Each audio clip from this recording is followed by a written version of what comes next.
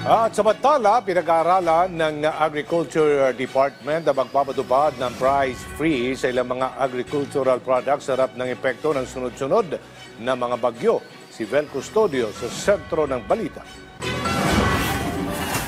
Naabutan naming bumibili ng gulay si Imelda sa Dagonoy Public Market. Gagawa raw siya ng malunggay soup para sa anak niyang bagong panganak. Kaya kahit bahagyang tumaas ang presyo ng gulay, hindi muna siya magtitipid sa panahog.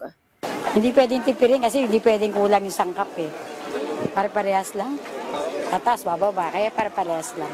Pinag-aaralan na ng Department of Agriculture ang pagpapatupad ng price freeze sa ilang mga produktong agrikultura kung patuloy na tumaas ang presyo nito kasunod ng pagtama ng kalamidad. Talagang pwede natin gawin is i-monitor po natin yung prices, no? And of course, kung talagang kailangan natin mag-price freeze dahil nga po meron tayong calamity.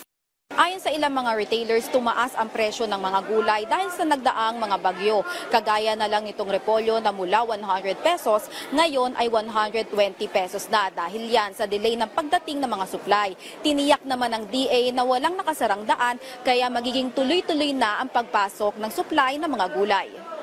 Ilan pa sa mga tumaas ang presyo ay ang carrots na abot sa 300 piso kada kilo at kamatis sa 160 pesos per kilo. Ito kasi ang mga gulay na madaling masira tuwing may bagyo o dahil sa matagal na biyahe.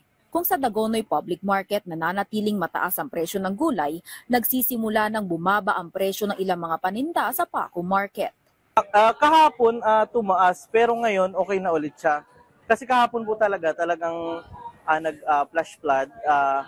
Bale walang mga truck na lumusot from Baguio hanggang dito sa Manila. Bukod sa bagyo, isa rin sa nakakaapekto sa pagtaas ang presyo ay ang demand ng mga pansahog sa handaan lalo na ngayong bare months. Samantala, sinabi ni DA Assistant Secretary Genevieve Guevara na posibleng madagdagan ng pondo ng ahensya para sa susunod na taon.